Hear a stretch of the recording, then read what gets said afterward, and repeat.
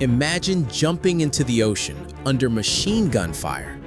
June 6, 1944, over 150,000 Allied troops stormed the beaches of Normandy, France. Waves were rough, bullets were everywhere. Omaha Beach was chaos, but American soldiers kept moving forward. By nightfall, the Allies had a foothold in Europe. D-Day marked the beginning of the end for Nazi Germany. Courage under fire changed history.